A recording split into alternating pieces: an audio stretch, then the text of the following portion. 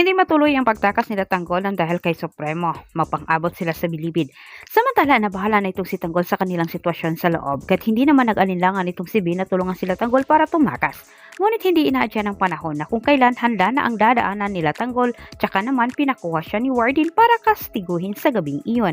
Lalo pang nagkaroon ng lakas loob itong si Tanggol na tumakas dahil sa nangyari sa kanya at nagulat naman itong sila Inting sa kabilang banda na sa kanilang pagtayo para tumakas na sila, wala na itong si Tanggol sa higaan nito at kinabahan sila ng lahat.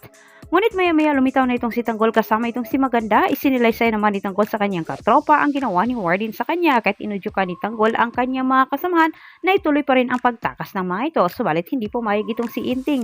Kanilang katwiran, wala umanong dapat maiwan at kailangan sabay silang tumakas. Sa kabilang dako, pinapaalam ng ni Rigor kay Berting na sila Tanggol umano ay dinala na sa bilibid at sila isusunod. Ngunit nabahala naman itong si Supremo at siya kinabahan para kay Tanggol dahil alam niya ang kalakaran sa loob ng bilibid. Marami umanong mga ungas dito.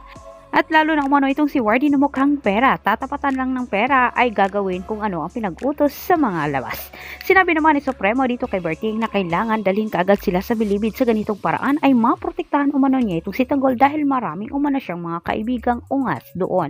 Samantala sa kabilang dako, pinagplanuhan na nga nila Tanggol ng maayos ang kanilang pagtakas para masiguro din nila na hindi sila mabigo kahit nag-isip ng paraan itong si Tanggol, gumawa umano siya ng eksena pampatawag atensyon sa mga bantay upang sa ganitong paraan mabilis umano ang kanilang pagtakas.